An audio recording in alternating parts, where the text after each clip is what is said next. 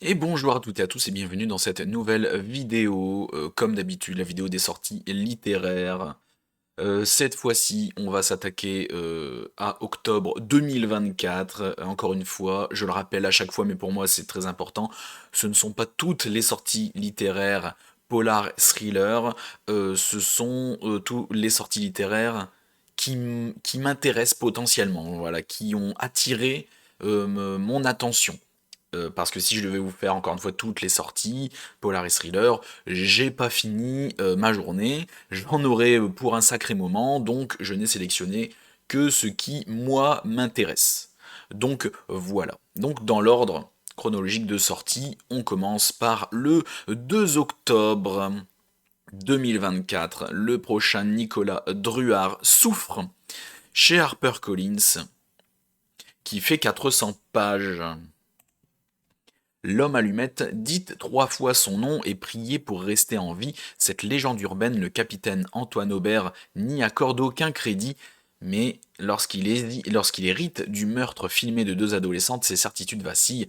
Celui-ci défie toutes les lois de la physique et dans une cabine téléphonique toulousain perché à 50 mètres au-dessus du vide, l'homme allumette semble surgir de nulle part. L'affaire déjà inédite prend des proportions vertigineuses quand une youtubeuse célèbre consacre une vidéo sur cette histoire horrifique et que des milliers de personnes réalisent l'invocation pour se faire peur, car une question primordiale demeure, comment traquer un individu qui a plus de traits communs avec un fantôme qu'avec un être humain.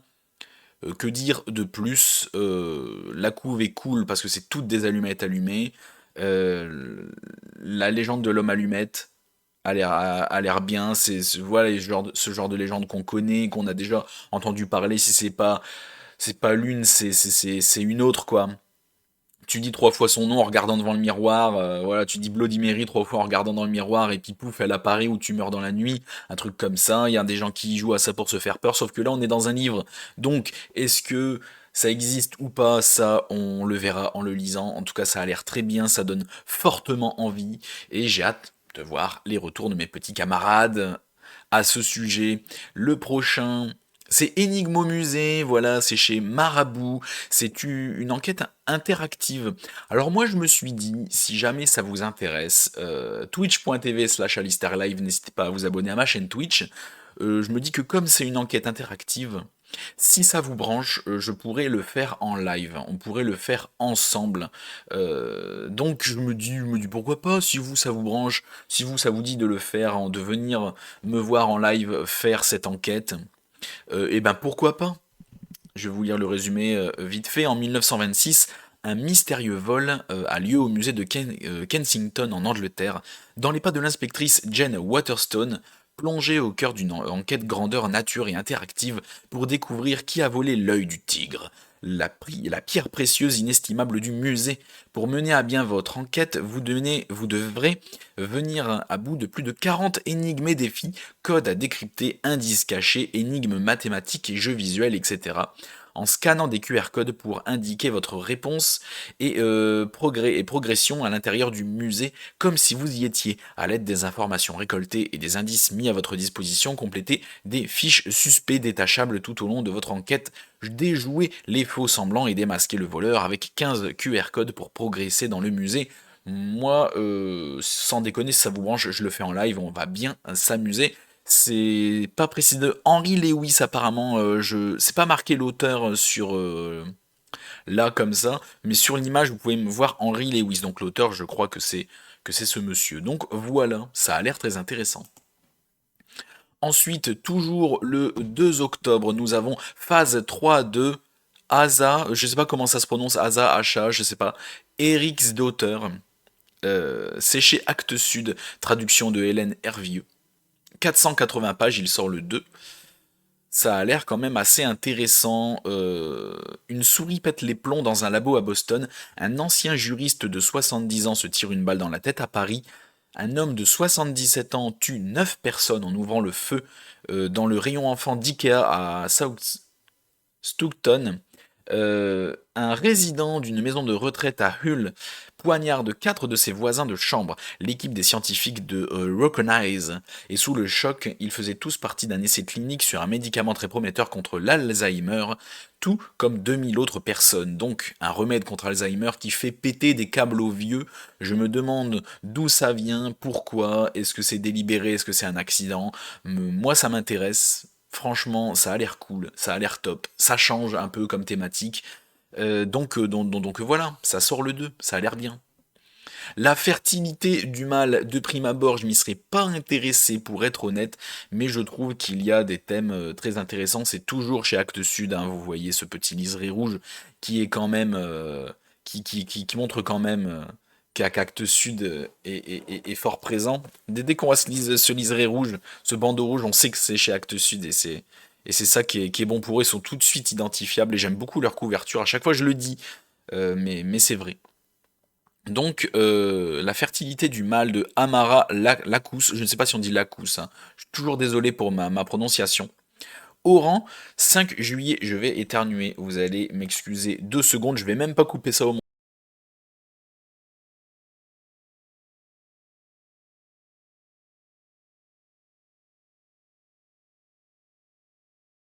Voilà, flemme de couper ça au montage, tant pis, ça restera comme ça. Vous avancerez de 10 secondes et puis voilà, vous êtes des grands. Oran, 5 juillet 2018, fête de l'indépendance en Algérie, Soltani, colonel dans l'antiterrorisme, doit renoncer à profiter de ce jour férié, son supérieur l'a débusqué jusque chez sa maîtresse, où il se pensait injoignable. Car l'affaire est grave, un ancien combattant du FLN, élément des services de renseignement et mania du pouvoir algérien, a été retrouvé mutilé et égorgé.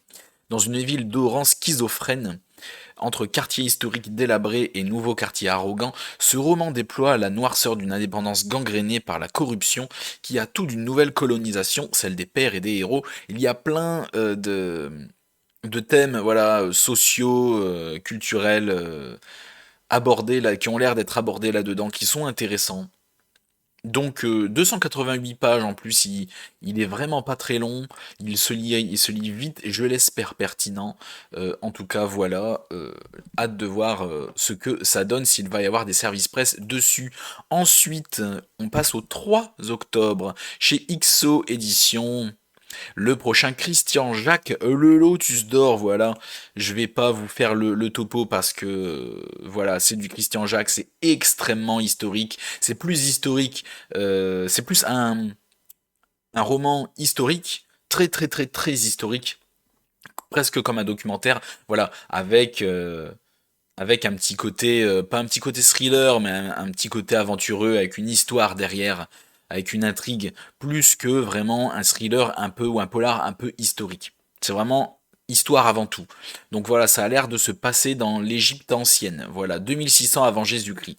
Donc pour ceux qui sont fans de Christian Jacques ou qui aiment les romans historiques avant tout, le Lotus d'or et les 3 pyramides du pharaon Snéfrou, voilà, ou Esnefrou, je sais pas comment on dit. Alors, je rentre pas dans les détails pour ce genre de roman parce que c'est très c'est très situationnel. Il a son public et je rentre pas dans les détails là-dedans. Pour moi, ça ne sert à rien. Peut-être ai-je tort. En tout cas, c'est comme ça que je fais. Le prochain MJ Harlidge qui me fait de l'œil, mais d'une force. Vous pouvez pas savoir. En live, quand je l'ai vu, il m'a fait de l'effet direct d'ailleurs. Je fais le repérage de ses livres en live chaque fin de mois. Abonne-toi à mon Twitch, hein. Œil pour œil de MG Arlige aux éditions Les Escales, il fait 480 pages, ça commence à être le petit bébé, hein. On commence à parler de bricasse là, à ce niveau-là. Donc le nouveau thriller complètement addictif, blablabla. Emily est une mère célibataire dévouée. Jack commence un nouveau travail dans une nouvelle ville. Leur point commun, ils font partie des 9 criminels auxquels le Royaume-Uni a offert une seconde chance et accordé l'anonymat à vie. Le système semble bien rodé et leur garantir une parfaite sécurité jusqu'à ce qu'une mystérieuse taupe se mette à révéler leur véritable identité aux familles des victimes. Alors que la frontière entre le bien et le mal apparaît comme des plus ténues, la contrôleuse des probations, Olivia Campbell, aura fort à faire pour tenter de rétablir le calme, démasquer la taupe et traquer les justiciers en quête de vengeance. Un roman hors série de MJ Harlidge, best-seller dès ses publications en Angleterre, ça a l'air trop bien. En plus, voilà, c'est les criminels qui se font traquer, qui recommencent une nouvelle vie, qui veut se venger, qui veut se faire sa propre justice soi-même. Ça a l'air trop bien. C'est le genre de roman en fait que j'ai dit en live. C'est une promesse, je vais l'acheter, je vais le lire et sans déconner que je vais le faire. Quand je fais une promesse, je le fais. Ça va être une deuxième promesse. Et il va falloir que je fasse gaffe parce que faire beaucoup de promesses, ça coûte cher. Le prochain, Pier Giorgio Pulixi, La librairie des chats noirs chez Gallmeister, qui sort le 3 octobre également, qui fait 288 pages, qui n'est pas très long. Si chez Gallmeister ou s'il y a quelqu'un de chez Gallmeister qui voit cette vidéo, je veux bien un service presse, s'il vous plaît. Je vais en dire que du bien, c'est promis. Le SP, si je peux gratter le SP, même en e-book. Je vous jure, ça me va en e-book, ça vous coûtera rien, ça vous coûtera un mail. Vraiment, s'il vous plaît. Une minute, pas une seconde de plus, c'est le temps dont dispose la proie d'un assassin sadique pour prendre une terrible décision, choisir entre les deux êtres qui lui sont le plus chers, lequel vivra et lequel mourra. Après plusieurs de ces crimes odieux, la police se décide à faire appel à Marzio Montecristo, le patron d'une petite librairie de Cagliari, spécialisée dans le polar. Malgré le mauvais caractère de son propriétaire, l'endroit n'est pas dénué de charme. C'est également le quartier général d'un étonnant club de lecture, les Enquêteurs du Mardi. Parmi ses membres, il y a Marzio lui-même, mais aussi un prêtre, une femme à la retraite, un vieux dandy et une jeune gothique. Un an plus tôt, cette poignée de super experts a aidé la police à résoudre une affaire particulièrement complexe. Parviendront-ils à élucider ce nouveau mystère? La librairie des chats noirs est la première enquête d'une nouvelle série irrésistible et addictive dans laquelle l'auteur best-seller Pier Giorgio Pulixi rend hommage à la littérature policière. Ça a l'air d'être trop bien. La couverture déjà, elle m'a attiré direct. Moi j'aime beaucoup les chats. Mais alors les chats noirs, vous imaginez bien que quelqu'un comme moi, dans un domaine pareil, adore les chats noirs, évidemment. Je suis fan de l'automne et d'Halloween en particulier. J'aime quand il fait froid et me blottir sous la couette avec un bon polar. Donc t'imagines bien que les chats noirs, c'est mon dada. J'en ai pas. Mais bon, peut-être un jour. Mais voilà, j'ai la couve, elle est top. Après, le coup du club d'enquêteurs de la librairie, ça a été déjà fait et refait. Mais là, ça a l'air d'être bien foutu, ça a l'air d'être des gens qui ont déjà aidé la police avant, donc déjà dès le premier tome, il met un passif. Voilà, c'est pas des noobs qui débarquent, il y a un passif déjà dont on a déjà aidé les flics une fois, on sait comment ça se passe, on va le refaire, on va vous aider, on est un complément, tu vois. Donc moi je suis trop curieux, ça a l'air d'être cool, c'est une deuxième promesse, trop de promesses ça va coûter cher mais j'en ai que deux, donc ça va. Ça va pas être une promesse, mais sans déconner, il me tente aussi bien celui-là. Histoire de fantôme de Jeannette Winterson. Il fait 336 pages chez Bûcher-Chastel, pardon. Voilà, ça a l'air trop bien. C'est un recueil de nouvelles divisé en 4 parties: objets, lieux, personnes et visites. La romancière anglaise défie les limites, qu'elles soient littéraires ou scientifiques, et nous invite à les étudier avec elle. Des maisons hantées aux portes hermétiquement closes, des odeurs de cigarettes venues de nulle part, des objets qui s'allument inopinément.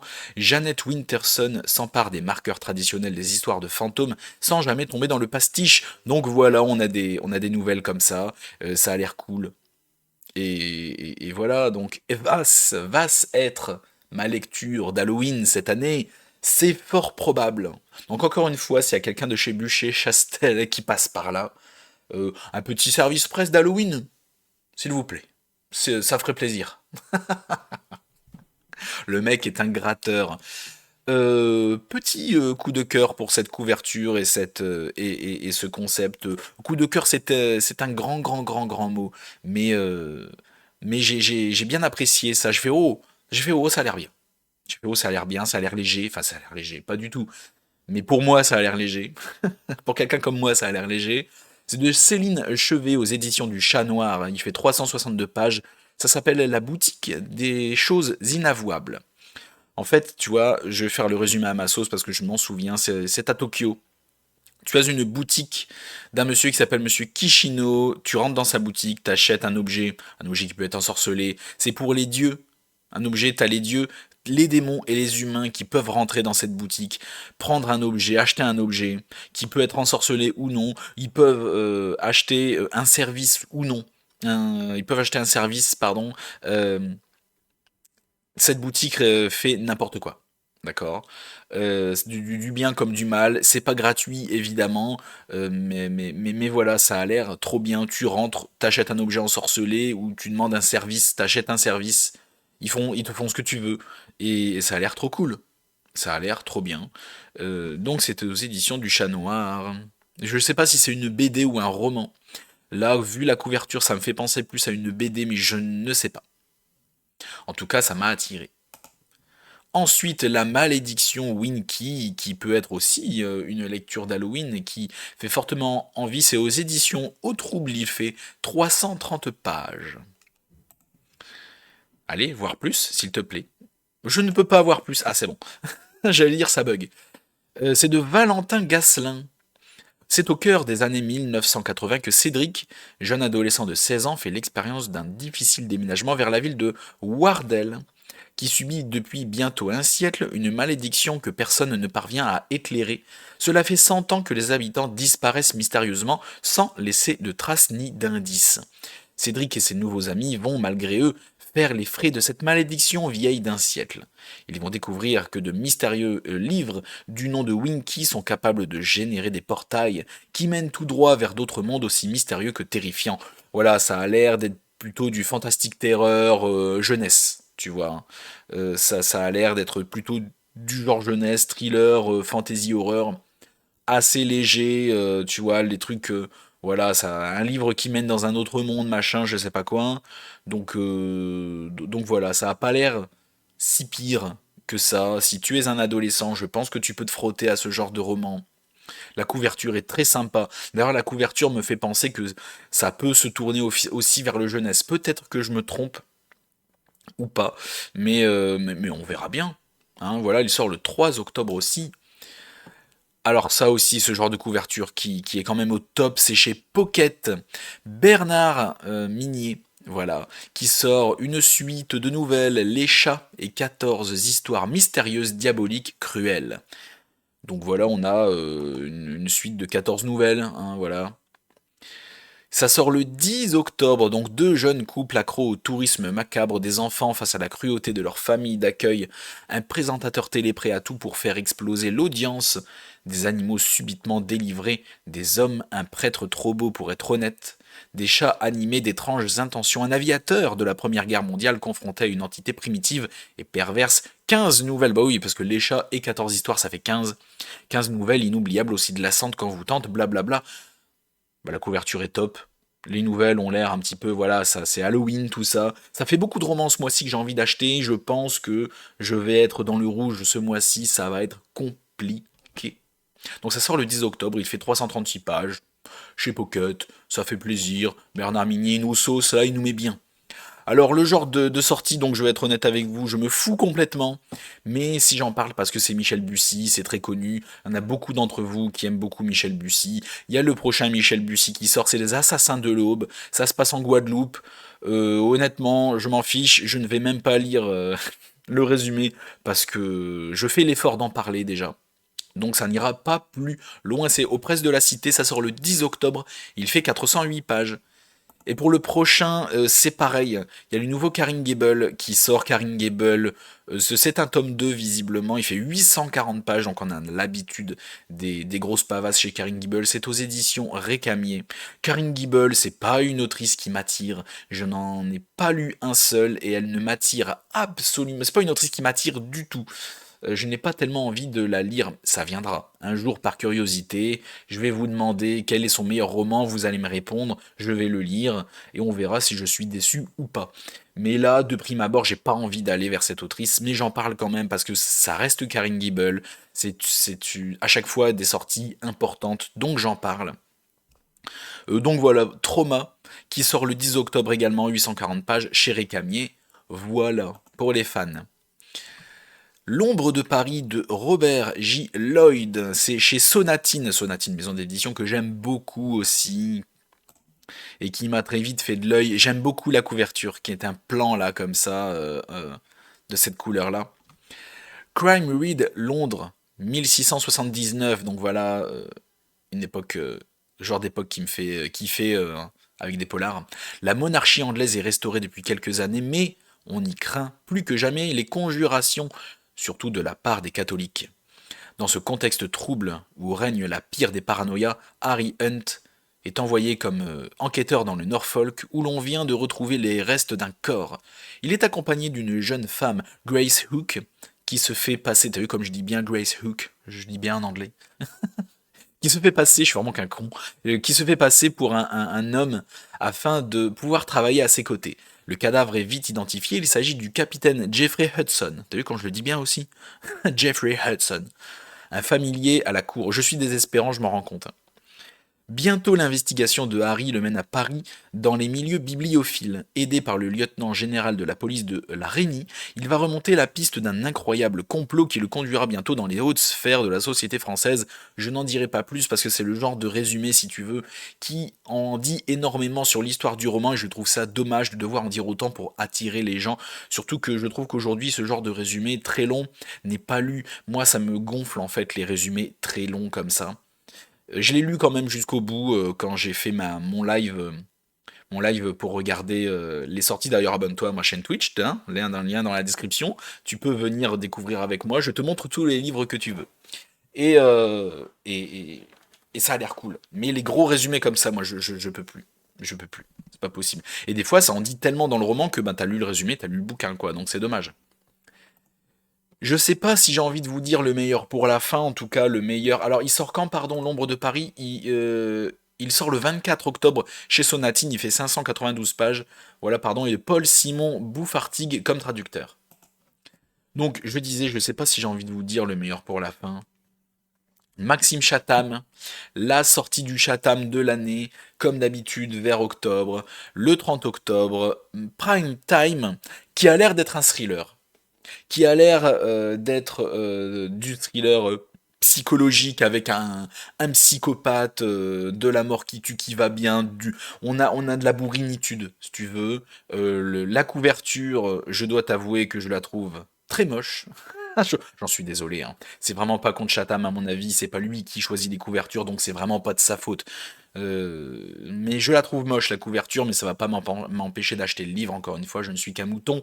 Dès qu'il y a Chatham, j'y vais, tu vois. J'ai détesté Lux l'année dernière, alors je tiens à dire une chose.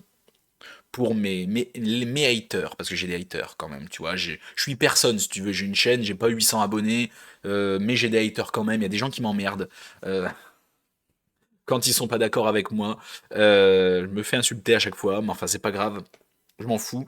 Mais Lux de Maxime Chatham, j'en ai parlé l'année dernière. Vous n'allez pas voir la vidéo, elle n'est plus disponible. J'ai été forcé de la supprimer tellement je m'en suis pris plein la gueule. Mais croyez-moi, avant que ce nouveau Maxime Chatham sorte, je vais ressortir ma vidéo sur Lux. Je vais la retourner avec ce qu'il me... Je me souviens encore parfaitement de ma lecture, je me souviens encore parfaitement de ce que j'en pense, je me souviens encore parfaitement du roman, de quoi il parle, des personnages, je me souviens de tout. Aucun problème, elle m'a marqué cette lecture, tellement je m'en suis pris plein la tête à ce moment-là. Je vais le retourner. Je ne vais pas être plus subtil que l'année dernière, je vais dire exactement ce que j'en pense, sans détour. Et ceux à qui que ça plaît pas, je vous jure que je vais vous signaler. Je vais les signaler. Je vais leur mettre un gros signalement dans leur tête. Parce que moi, quand je fais des avis lecture, je suis sans concession. Si j'aime bien, je vais encenser le truc. Si je n'aime pas, eh bien, je vais le dire aussi. Quand je n'aime pas, je le dis. Je suis quelqu'un d'honnête. Je suis quelqu'un qui est dans la bienveillance, mais et quand je n'aime pas, je le dis. C'est l'honnêteté. Chez moi, c'est l'honnêteté, je parle de toutes mes lectures et quand je n'aime pas, je le dis. L'année dernière, je m'en suis pris plein la tête quand j'ai posté ma vidéo sur Lux car je n'ai vraiment pas aimé. J'ai essayé de faire ça un peu avec des petites blagounettes histoire de faire passer la pilule peut-être plus facilement. Eh bien, ça n'a pas pris, malheureusement. Les gens, je me suis fait insulter de partout. Et sans déconner, rien que pour ces gens-là, je vais retourner la vidéo, je vais être peut-être même encore plus méchant, j'en ai rien à foutre, mais je vais le refaire. Et je vais me faire un plaisir de lire ce prime time et de prendre le plus de plaisir possible. Et je suis certain de bien aimer ce roman parce que je pense que c'est ce que Maxime Chatham sait faire de mieux. Tu vois, tu prends un psychopathe bien bourrin, un bon thriller, bien psycho, qui tâche, et on prendra tout le plaisir de la Terre parce que c'est ce qu'il sait vraiment très bien faire. Donc pendant que des millions de téléspectateurs regardent le journal télévisé de 20 heures sur la première chaîne nationale, un homme masqué à la voix déformée prend en otage le présentateur vedette. Si le direct est coupé, il le tue. Alors que le GIGN, le procureur, les politiciens et la direction de la chaîne s'agitent en régie, un jeu de manipulation démarre entre le négociateur et le preneur d'otage. Voilà, c'est simple, c'est efficace. Le mec il vient, il prend PPDA en otage en mode si vous coupez le direct, je le bute. Il doit avoir un but précis. Le mec, il a pas cherché à comprendre. Le mec fait le bourrin. Le mec va buter va buter le présentateur. Il va buter tout le monde. Il va avoir une négociation donc de la psycho derrière certainement. Ça va être bien. Ça va être bien. Je suis sûr que ça va être bien. J'en ai aucun doute. Lux l'année dernière, par contre, attendez-vous à une vidéo très acerbe. Je vais rien épargner et je vais maintenir cette vidéo. Et si j'ai la moindre insulte dans mes commentaires, je vais répliquer et je vais pas la fermer. C'est l'année dernière, j'ai un peu courbé les chines et j'ai rien dit. Mais cette fois, si cette vidéo est mal reçue, je vais sortir les griffes, les enfants, vous n'êtes pas prêts. Je vais pas me laisser faire. Et donc voilà. Toujours dans l'honnêteté, toujours dans la bienveillance. Si j'aime pas, je le dis sans être insultant, mais toujours de manière constructive. J'ai dit pourquoi j'avais pas aimé Lux, et je pense avoir été clair, sans insulte, et très constructif. J'ai dit point par point. J'ai mis tout en avant. Je pense avoir été pertinent. Et dans ma vidéo, je vais être peut-être un peu plus vénère, mais je vais rester tout aussi pertinent. Voilà, c'était mon mini coup de gueule, parce que voilà, c'est le Chatham qui sort. Et les gens, en fait, j'ai remarqué, dès qu'on touche au sacro-saint Chatham, tout de suite, les gens deviennent très méchants. Et je suis contre ça. On peut ne pas aimer. Il faut savoir l'entendre. On peut ne pas aimer. Et c'est ok. Et c'est ok. Voilà, moi, mon roman, quand il est sorti, il y a des gens qui n'ont pas aimé, bah, pas de problème. On peut pas plaire à tout le monde. Et quand quelqu'un n'a pas aimé, bah, il faut pas l'insulter, il faut pas l'attaquer, voilà. Et c'est comme ça. Et je me laisse pas faire face à ces gens-là. C'est terminé. Merci à tous d'avoir regardé quand même, hein, malgré tout, malgré mon petit coup de gueule, ma vidéo jusqu'au bout. Il y a beaucoup de bonnes choses qui vont sortir ce mois-ci. Ça promet d'être vraiment très bien. J'ai bien hâte d'acheter les romans qui me font envie. Il y a beaucoup trop de sorties qui me font envie. Je vais craquer mon compte en banque encore une fois. Ça va puer du cul. Je ne vais plus avoir d'argent, mais je vais faire comme je peux.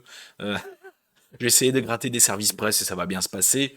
En attendant la prochaine vidéo, merci à tous et à la prochaine chez Alistair, hein. Abonne-toi quand même. J'ai passé un petit coup de gueule, mais abonne-toi s'il te plaît.